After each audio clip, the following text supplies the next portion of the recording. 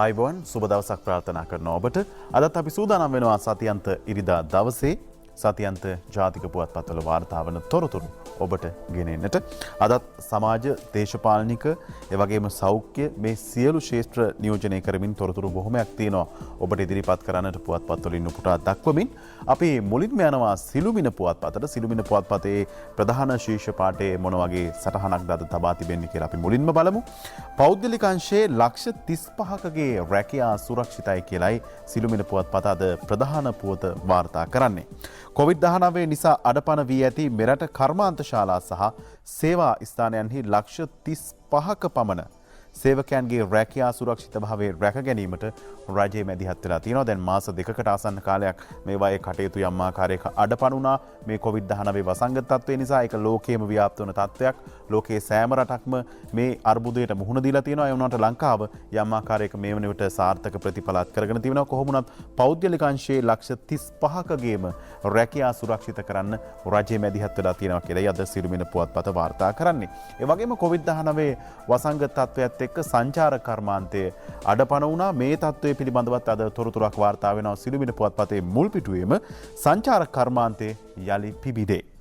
සංචාර කර්මාන්තයෙන් ජීවනෝපාය සලසා ගන්නා ලක්ෂ 5කට අධික පිරිසකගේ ජීවනෝපාය යලි ස්ථාපනය කිරීම උදෙසා අගෝස්තු 1 වෙනිදා සිට විදේශීය සංචාරකයන්ට මෙරට ආරක්ෂාකාරී ගමනාන්තයක් ලෙස පත් කිරීමේ කටයුතු ආරම්භ කරන බව කාර්මික අපනයන ආයෝජන ප්‍රවර්ධන සංචාරක හා ගුවන් සේවා ඇමති ප්‍රසන්න රණතුංග මහතා සඳහන් කළ බව අද සිළුමිණ පුවත්පතයි මුල් පිටුවේම වාර්තා කර තිබෙන්නේ. ඊට අනතුරුව අපි යන්නට සූදානම් වෙනවා මේ වසර ගණනාවක් තිස්සේ කතාබහට ලකුණු මාතෘකාවක් මුහුදු මහ විහාරයේ පොතුවිල් ප්‍රදේශයේ පිහිටා තිබෙන මුහුදු මහ විහාරයේ කටයුතු මොන විදිහටද ඉඩම්වල අයිතීන් පිළිබඳව විවිධ ගැටලු මතුවුණා. මේ ගැන විවිධ කතාබහ ඇති වුණා. නමුත් ජනාධිපතිතුමාගේ මැදිහත් වීමෙන් වත්මන් රජය යටතේ ඒ සඳහා විශේෂ වැඩපිළිවෙලක් සකස් කරන්නට ඒ මුහුදු මහ විහාරයේ සතු ඉඩකඩම් මොන විදිහටද විහාරස්ථානයට අයිති වෙන්නේ මේ කාරණා පිළිබඳ සොයා බලන්නට විශේෂ වැඩපිළිවෙලක් මේ වෙනකොට ක්‍රියාත්මක කරලා තියෙනවා. එහි ඉදිරි පියවර පිළිබඳව අද තොරතුරු වාර්තා කරනවා සිළුමිණ පුවත්පත මේ විදිහට.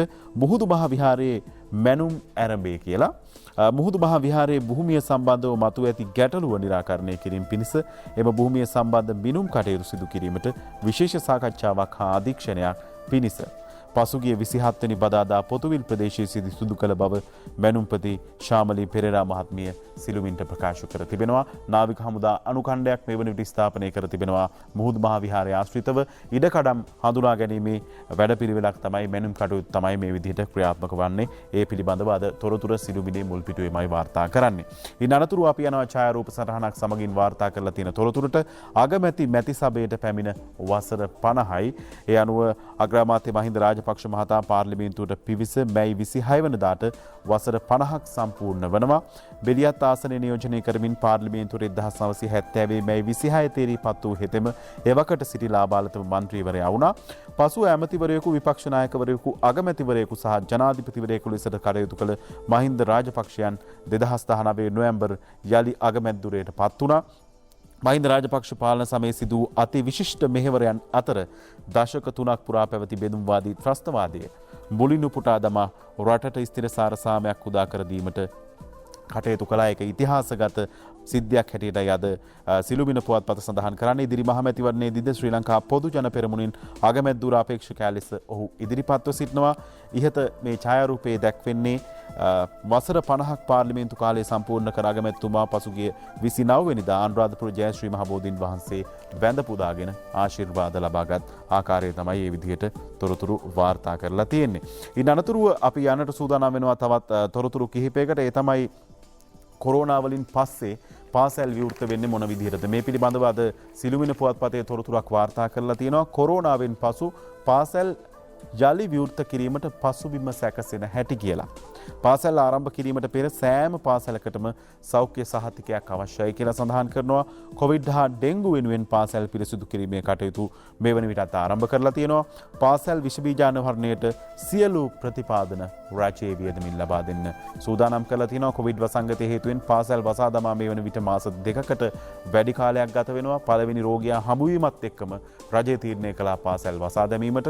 ඉන් අනතුරුව නැවත පාසල් ආරම්භ කිරීමේදී අනුගමනය කළ යුතු ක්‍රියාමාර්ග පිළිබඳව තමයි අධ්‍යාපන අමාත්‍ය ඩාල සලහ පෙරමුණ මැතිතුමා ඒ වගේම අධ්‍යාපන අමාත්‍යාංශයේ ලේකම් එම් චිත්‍රානන්ද මහතා මේ සියලු දෙනාගේ සහභාගීත්වයෙන් තුලින් සාකච්ඡාවක් අද සිළුමිණ පුවත්පත ගෙනවිත් තිබෙන්නේ. ඒ වගේම අපි තවත් තොරතුරු කිහිපයකට යන්නට සූදානම් වෙනවා. ඒ තමයි මේ දැන් මේ වෙනකොට පාස්කු ප්‍රහාරය සම්බන්ධයෙන් විවිධ තොරතුරු මේ පාස්කු කොමිස මහරහා කරලියට පැමිණෙමින් තිබෙනවා. ඒ පිළිබඳව අද තොරතුරක් සිළුමිණ ඇතුල් පිටුවක වාර්තා කරනවා. සවිස්තරාත්මකව පාස්කු ප්‍රහාරයේ උඩු යටිකුරු වීම කියන කාරණේ එකිනෙක අතට පාස් වෙන පාස්කු ප්‍රහාරයේ ඇත්ත නැත්ත කියලායි මේ දීර්ඝ ලිපිය අද සටහන් කරලා තියෙන්නේ. මෙහින් අපි කාරණා කිහිපයක් උපුටා ගත්තා.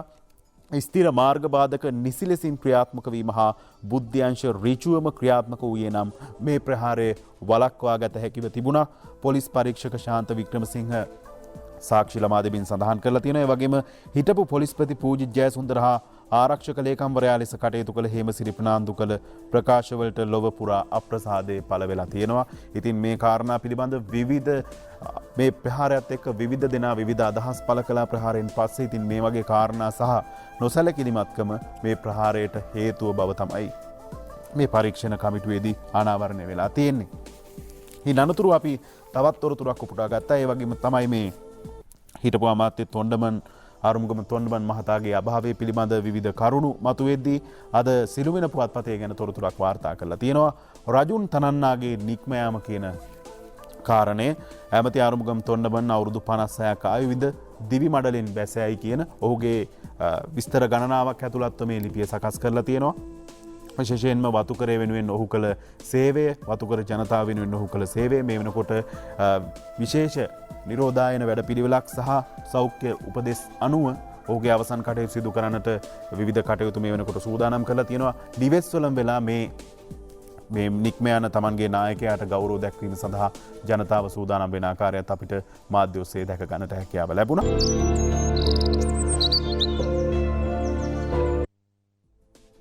හොඳයි, විරාමයෙන් පස්සේ අපි සතියන්ත ජාතික පුවත්පත් වෙත නැවත අවධානය යොමු කරන්නට බලාපොරොත්තු වෙනවා. අපි යනවා ඉරිදා ලංකාදීප සංග්‍රහයට. රටකින් රටකට රෝගීන් එවන්න බෑ. කොරෝනා හැදුණු රෝගීන් මැද පෙරදිගින් එවලා රටවල් රැසකින්ම නිරෝධායන නීති කඩලා කියලා යද ලංකාදීප ප්‍රධාන පුවත විදිහට වාර්තා කරන්නේ. විදේශගතව සිටි ශ්‍රී ලාංකිකයන් මෙරට එවීමේදී රටවල් ගණනාවක් COVID-19 ජාත්‍යන්තර නීති රීති උල්ලංඝනය කරමින් කොරෝනා ආසාදිතයන් මෙරට එවා ඇතැයි වාර්තා වන බවයි අද ලංකාදීප පුවත්පත වාර්තා කරන්නේ. මේ වෙනකොට ලංකාවෙන් වාර්තා වන කොරෝනා රෝගීන් සංඛ්‍යාවෙන් වැඩි පිරිසක් නාවික හමුදා පොකුරින් ඊට පස්සේ වැඩිම පිරිස වාර්තා වෙන්නේ මේ විදේශවල සිට පැමිණි පිරිස. ඉතින් මේ තත්ත්වයත් එක්ක තමයි මේ වාර්තාව අද ලංකාදීප පුවත්පත ගෙනවිත් තිබෙන්නේ. ඒ වගේම ආරුමුගම් තොණ්ඩමන් මහතාගේ අභාවය පිළිබඳව අපි විරාමයට කලිනුත් කතා කළා. ඒ පිළිබඳව ලංකාදීපයේ තොරතුරක් වාර්තා කරනවා. තොණ්ඩමන්ගේ අවමගුල 200කට සීමා කරයි. කොටගල ක්‍රීඩාංගණයේ 5000ක් ගෙනෙන්න කර තිබූ සැලසුම සෞඛ්‍ය අමාත්‍යාංශයෙන් නවත්වයි කියලා. ලංකා කාම්කරු කොංග්‍රසයේ නායක අභාව ප්‍රාප්ත ඇමති ආරුමුගම් තොණ්ඩමන් මහතාගේ අවසන් කටයුතු සිදු කරන අද දිනේ කොටගල නෝවුඩ් ක්‍රීඩාංගණයට 5000ක පමණ පිරිසක් ගෙන්වීමට කර තිබූ සැලසුම වහාම නතර කරන ලෙසත් සහභාගී වන පිරිස උපරිම 200කට සීමා කරන ලෙසත් සෞඛ්‍ය අමාත්‍යාංශයේ පෙරේදා දන්වලා තියෙනවා. යනෝ 200කගේ සහභාගීත්වයෙන් අද මේ අවමගුල් උත්සවයේ සිදු කිරීමටයි කටයුතු සූදානම් කරලා තියෙන්නේ. ජාතික රූපවාහිනිය ඔස්සේ මේ සජීවීව විකාශය කරන්නටත් මේ වන විට කටයුතු සූදානම් කරලා තියෙනවා. විශේෂයෙන්ම ඊයේ දිනේදීත් මාධ්‍ය හමුවලදී මේ පිළිබඳව විවිධ අදහස් පළ වුණා. එහිදී සඳහන් කෙරුණේ ඇතැම් විටක මේක මේ COVID-19 වසංගතයත් එක්ක යම් ආකාරයක මේක අවස්ථාවක් වුණොත් ඒ අමාත්‍යවරයාට මේක එතුමාට අගෞරවයක් වෙන්නට පුළුවන්. ඒ නිසා මේ තත්ත්වය වළක්වා ගන්නට ජනතාව කඳුකරේ සිටින දේශපාලඥයින් මේ සියලු දෙනාම සහයෝගය දැක්විය යුතුයි මේ අවස්ථාවේදී. ඇතරම දේශපාලඥයෙකුටත් වඩා එක්තරා ජන කොට්ටාසයක් නියෝජනය කරන නායකයෙක්. ඒ නිසා තමයි ජනතාව වැඩි වශයෙන් ඔහුට ගෞරව දක්වන්නේ. අපි දැක්කා මාධ්‍ය ඔස්සේ නිවෙස්වල සිට ඔහුට ගෞරව දක්වන ආකාරය. ඉතින් තමන්ගේ නායකයා දේශපාලඥයෙකුටත් එහාගේ තමන්ගේ ජන කොට්ටාසය නියෝජනය කරන නායකයෙක් බවට පත් වෙනවා ආරුමුගම් තොණ්ඩමන් මහතා. ඒ නිසා තමයි ජනතාව වැඩි වශයෙන් මේ සිද්ධිය සම්බන්ධයෙන් කම්පාවට පත් වෙලා ඉන්නේ. ඉතින් මේ කාරණේ පිළිබඳව අපි සියලු දෙනාම සිතන්නට ඕන. කොහොම වුණත් අද දවසේදී අවමගුල් උත්සවයේ 200 දෙනෙකුට පමණක් සීමා කරන්න සෞඛ්‍ය අමාත්‍යාංශය තීරණය කරලා තියෙනවා. අනතුරුව අපි යනවා ලංකාදීප පුවත්පතේම තවත් තොරතුරකට. ඒ තමයි ලෝක සෞඛ්‍ය සංවිධානයේ අනතුරු ඇඟවුවා කොරෝනා දෙවනි රැල්ලකට අවධානයෙන් සිටිය යුතුයි කියලා රජයේ වෛද්‍ය නිලධාරීන්ගේ සංගමය කියනවා. කෝකටත් ඉතින් පරිස්සම හොඳයි. ඒ නිසා අවධානයෙන් ඉන්න කියලායි රජයේ වෛද්‍ය නිලධාරීන්ගේ සංගමේ ජනතාවගෙන් ඉල්ලීමක් කරන්නේ. ඉතින් අනතුරුව අපි යනවා තවත් තොරතුරකට. ඒ තමයි පෞද්ගලික බස් 4000ක් එක තැන තිබිලා අබලන් කියලාත් තොරතුරක් අද වාර්තා කරනවා. මේ කොරෝනා වසංගතයත් එක්ක විවිධ ක්ෂේත්‍රවලට බලපෑම් එල්ල වෙලා තියෙන ආකාරය මේ පෞද්ගලික බස් ක්ෂේත්‍රයට එල්ල වෙලා තියෙන බලපෑම කොහොම වුණත් මේවා එකින් එක නගා සිටුවීමේ වැඩපිළිවෙලක් මේ වෙනකොට රජයේ ක්‍රියාත්මක කරමින් තිබෙනවා. ඉන් අනතුරුව තවත් තොරතුරු කිහිපයක්ම තිබෙනවා ලංකාදීප පුවත්පතේ. ඒ තමයි විදේශගතව සිට පැමිණෙන ශ්‍රී ලාංකිකයන්ට ආරක්ෂිතව ප්‍රතිකාර කරනවා කියලා විශේෂඥ වෛද්‍ය පබා පලිහිවර්ණ මහත්මිය සඳහන් කරනවා. ඒ පිළිබඳව තවත් තොරතුරු වාර්තා කරනවා. කොරෝනා ආසාදයන් බවට හඳුනාගෙන විදේශ රටවල සිට පැමිණෙන ශ්‍රී ලාංකිකයන්ට ඉතා ආරක්ෂිතව සෞඛ්‍ය පහසුකම් ලබා දෙන බව විශේෂඥ වෛද්‍ය පබා පලිහිවර්ණ මහත්මිය සඳහන් කරනවා. කොහොම වුණත් ලංකාදීපේ ප්‍රධාන පුවත විදිහට වාර්තා කර තිබෙන්නේ කොරෝනා හැදුණු රෝගීන් සාමාන්‍යයෙන් රටකින් රටකට එවන්න බෑ. කොහොම වුණත් අපේ ලංකාවේ මිනිස්සු වෙන්නේ මේ සියලු දෙනාට ආරක්ෂිතව ප්‍රතිකාර කරන්න සෞඛ්‍යාංශ සූදානම් කියලා ඒ විදිහට තොරතුරු අද ගෙනවිත් තිබෙන්නේ. ඉන් අනතුරුව ආර්ථිකයේ ස්ථාවර කරන යෝජනා විපක්ෂයෙන් එවා නැහැ. මුදල් අමාත්‍යාංශයේ නියෝජ්‍ය ලේකම්වරයා සඳහන් කරනවා මාධ්‍ය හමුවලදී විපක්ෂයේ විවිධ චෝදනා එල්ල කරනවා ආර්ථිකයේ ගොඩනගන ආකාරය පිළිබඳව. නමුත් කිසිදු යෝජනාවක් මුදල් අමාත්‍යාංශයට මහ භාණ්ඩාගාරයට එවලා නැහැ කියලයි මුදල් අමාත්‍යාංශයේ නියෝජ්‍ය ලේකම්වරයා සඳහන් කරන බව අද ඉරිදා ලංකාදීප පුවත්පත මුල් පිටුවේම තොරතුරු වාර්තා කර තිබෙන්නේ.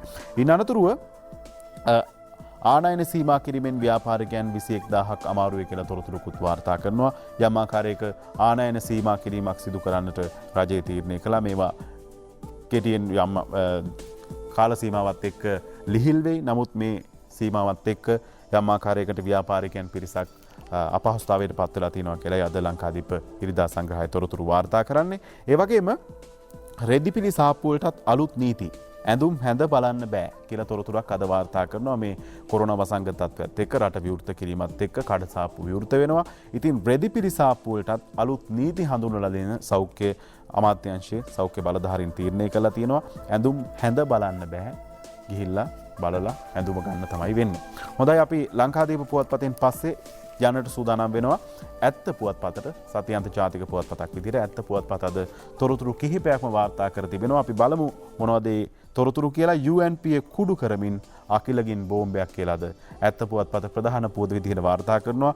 ඉදිරි මහමැතිවරණය සඳහා සමගි ජන බලවේගයේ නමින් නාම යෝජනා බාර දී ඇති සජිත් ප්‍රේමදාස ඇතුළු එක්සත් ජාතික පක්ෂ මන්ත්‍රීවරුන් හා ආසන සංවිධායකින්ගේ පක්ෂ සමාජිකත්වයේ තහනම් කිරීමත් සමග එක්සත් ජාතික පක්ෂයේ නිල වශයෙන් දෙකඩ බී ඇති බව වාර්තා වෙනවා කියලායි ඇත්ත පුවත්පත අද වාර්තා කරන්නේ.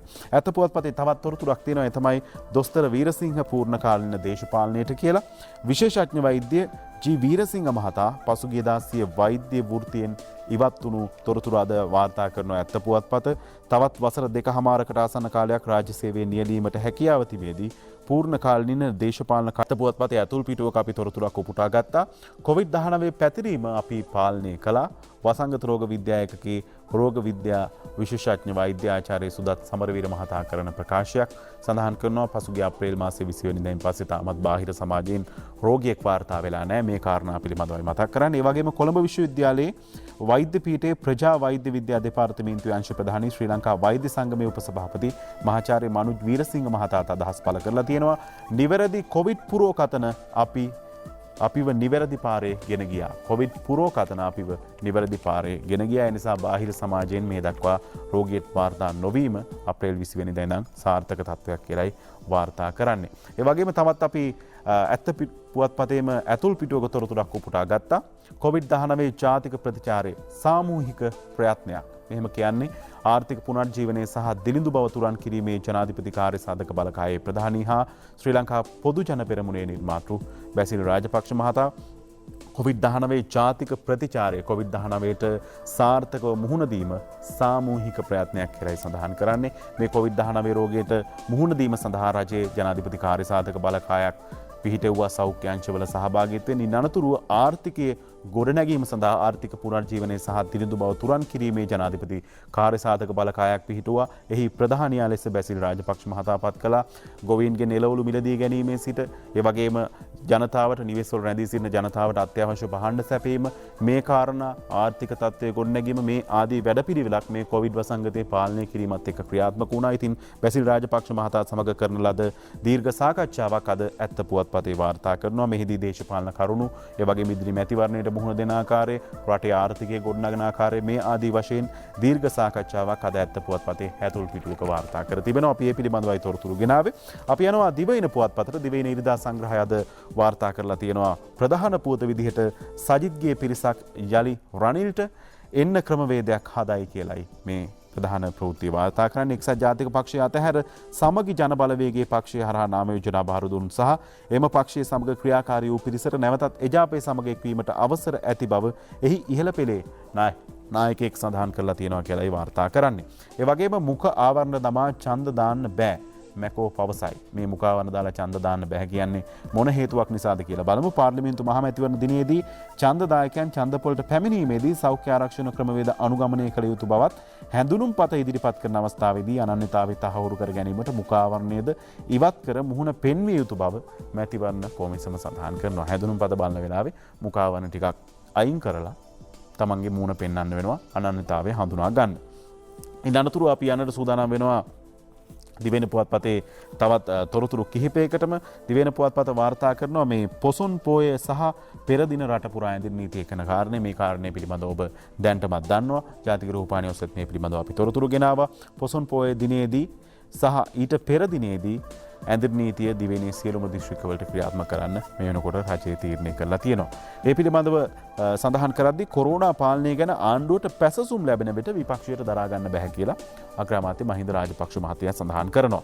කොරෝනා වෛරස් රෝගයේ මැඩලීමට ආණ්ඩුව ගෙන ඇති ක්‍රියාමාර්ග සම්බන්ධව ජනතාවගෙන් පැසසුම් ලැබෙන විට විපක්ෂයේ ඇතැම් දේශපාලඥයින්ට ඒ දරාගත නොහැකිව යක්ෂයා ආවේශ වන බව අග්‍රාමාත්‍ය මහින්ද රාජපක්ෂ මහතා ප්‍රකාශ කරන බවයි අද ඉරිදා දිවයින සංග්‍රහය තොරතුරු වාර්තා කරන්නේ. ඒ වගේම හමුදා නිලධාරීන්ට උසස් වීම දීමේ යහපාලන රජයේ රහසක් හෙළිවේ කියලා තොරතුරුකුත් අද දිවයින ඉරිදා සංග්‍රහයයි වාර්තා කරන්නේ. යුද අපරාධ චෝදනා එල්ල වී ඇති ජ්‍යෙෂ්ඨ හමුදා නිලධාරීන් විමර්ශනයකින් තොරව උසස් වීම නොදෙන බවට යහපාලන රජයේ ජිනීවා මානව හිමිකම් කවුන්සිලයට ප්‍රතිඥා දීමේ සිද්ධිය වසර 5කට පසු අනාවරණය වෙලා තියෙනවා කියලායි සඳහන් කරන්නේ. මේක පිළිබඳව විවිධ කතා බහ ඇති වෙයි. යුද අපරාධ චෝදනා එල්ල වී ඇති ජ්‍යෙෂ්ඨ හමුදා නිලධාරීන්ට විමර්ශනයකින් තොරව උසස් වීම නොදෙන බවට යහපාලන රජයේ ජිනීවා මානව හිමිකම් කවුන්සිලයට ප්‍රතිඥා දීමේ සිද්ධියක් තමයි මේ විදිහට අනාවරණය වෙලා තියෙන්නේ. ඒ වගේම මිල අඩු මොහොතේ ඉන්ධන වැඩිපුර රැස් කරන්නයි සංස්ථාවට උපදෙස් දීලා තියෙනවා. ඛනිජ තෙල් සංස්ථාව සතු ඉන්ධන මෙට්‍රික් ටොන් 20000ක් පිරවිය හැකි මන්නාරම සහ කංකසන්තුරේ පිහිටි ටැංකි දෙකට සම්පූර්ණයෙන් ඉන්ධන පුරවන ලෙස විශේෂ භාර අමාත්‍යවරයා උපදෙස් දීලා තියෙනවා කියලාත් අද දිවයින ඉරිදා සංග්‍රහය වාර්තා කරද්දී සෞඛ්‍ය නීති රකිමින් මැතිවරණය පවත්වන්න කඳුරට ජනතා පෙරමුණේ නායක පී රාධාකෘෂ්ණන් මැතිවරණ කොමිසමෙන් ඉල්ලා සිටිනවා සෞඛ්‍ය නීති රකිමින් මැතිවරණය පවත්වන්න කියලා. ඒ වගේම මැතිවරණ කොමිසමේ පිරිසකට NGO වැඩමුළුවක් කියලා තොරතුරක් අද වාර්තා කරනවා. මේ ගැන පසුගිය දවස්වලත් පුවත්පත්වල වාර්තා වුණා. NGO රාජ්‍ය නොවන සංවිධානයක වැඩමුළුවකට මැතිවරණ කොමිසමේ පිරිසක් සහභාගී වෙලා තියෙනවා කියන තොරතුරයි මේ විදිහට වාර්තා කරන්නේ. ඉන් අනතුරු අපි යනවා තවත් තොරතුරකට. ඒ තමයි ශ්‍රී ලංකාවට එරෙහි මානව හිමිකම් යෝජනාවලිය ලබන වසරේ යලිත් කරලියට කියලා තොරතුරක් දිවයින ඉරිදා සංග්‍රහය වාර්තා කරනවා. කොහොමුණත් මානව හිමිකම් ගැන මානව හිමිකම් චෝදනා එල්ල කරන රටවල් වල මානව හිමිකම් සුරැකීම පිළිබඳව යම් ගැටලු වාර්තා වෙනවා. ඊයේ දිනේදීත් අපිට තොරතුරක් වාර්තා වුණා. ඇමරිකාවෙන් කළු ජාතිකයෙක් මහමග පොලිසිය විසින් බෙල්ල ගෙල සිර කරමින් ඝාතනය කරන ආකාරය මේ වගේ මානව හිමිකම් පිළිබඳව අවධානය යොමු කරන රටවල්ද තවත් රටකට මානව හිමිකම් චෝදනා එල්ල කරන්න කියන කාරණය පිළිබඳ ජනතාවටත් බොහෝ දිනෙකටත් ගැටලුවක් තියෙනවා. දැන් මානුෂීය මෙහෙයුම අවසන් වෙලා වසර 11ක් ගත වෙන අවස්ථාවක් මේ අවස්ථාව. ඉතින් දෙවන් අවස්ථාවක තවදුරටත් මේ කාරණය සම්බන්ධයෙන් දිගින් දිගටම චෝදනා එල්ල කරන්නේ මොන වගේ බලපෑම්ද දෙමළ ඩයස්පෝරාවේ ඉල්ටි ඩයස්පෝරාවේ බලපෑම්ද මේ කාරණා පිළිබඳව ජනතාව අවදියෙන් ඉන්නේ. කොහොමුණත් මානව හිමිකම් චෝදනා එල්ල කරන රටවල් වල මානව හිමිකම් සුරැකීම පිළිබඳව යම් ගැටලු තියෙනවා. කොහොමුණත් මේ වෙනකොට මානව හිමිකම් කොමිසමේ සමාජිකත්වයේ නිරීක්ෂණ මට්ටමින් තමයි ශ්‍රී ලංකාව ඉන්නේ. මේ තත්ත්වයනුත් ඉවත් වෙනවාද මේ කාරණා පිළිබඳව ඉදිරියේදී අපිට තොරතුරු දැනගන්නට හැකියාව ලැබේ. අපි යනවා ඊළඟට මව්බිම පුවත්පතට. මව්බිම පුවත්පත තොරතුරු වාර්තා කරනවා සජිත් පිලේ 99ක් එජාපයෙන් නිරපයි. නිරපු 99 දෙනාට එජාප නම තහනම්. පාවිච්චි කළොත් නඩු දානවා කියලයි සඳහනක් මේ විදිහට මව්බිම් පුවත්පත ප්‍රධාන පුවත විදිහට වාර්තා කරන්නේ.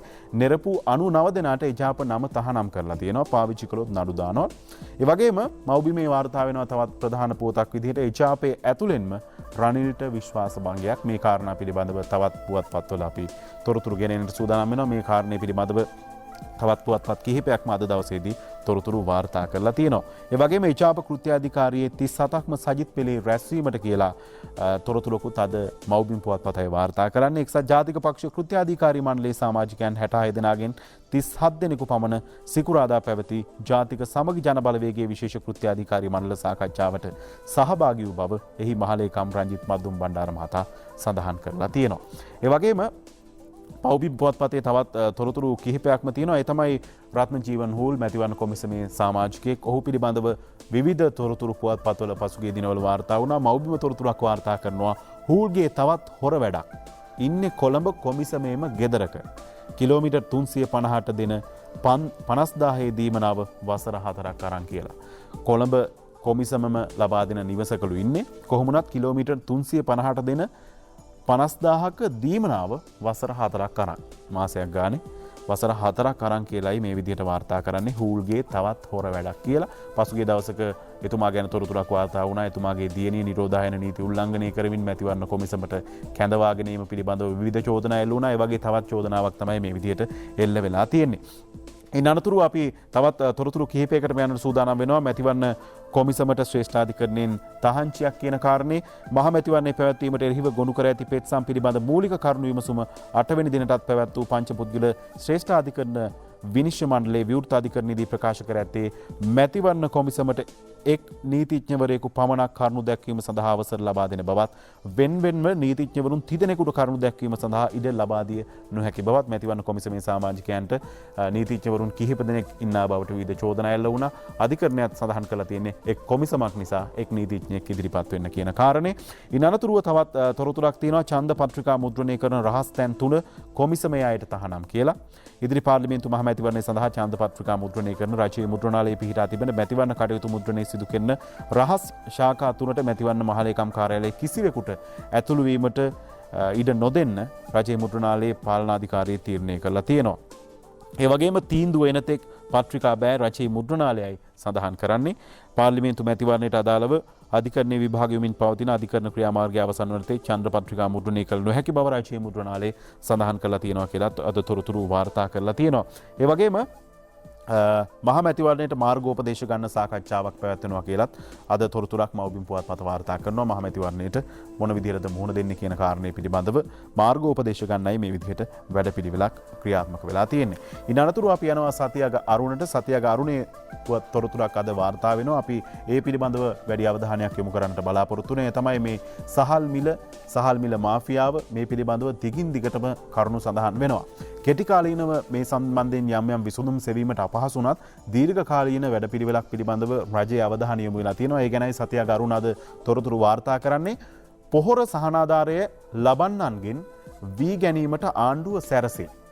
මෝල් හිමියන් පාලනයට මග. සුළු හා මධ්‍ය පරිමාණ මෝල් හිමියන් ලවා සහල් කරයි.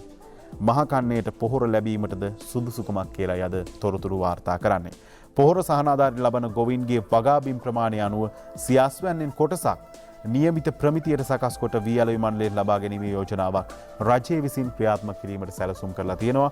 මේ හරහා මේ හාල් මාපියාව පාලනය කරන්නට රජයේ අවධානය යොමු වෙලා තියෙනවා. පසුගිය දිනවල පැවති මාධ්‍ය හමුවලදී අනාවරණය වුණේ රජයේ වී අලෙවි මණ්ඩලයේ ගබඩා සතුව වී තොග තිබුණා නම් ඒ වී තොග මාසයකමාරකට සෑහෙනවා.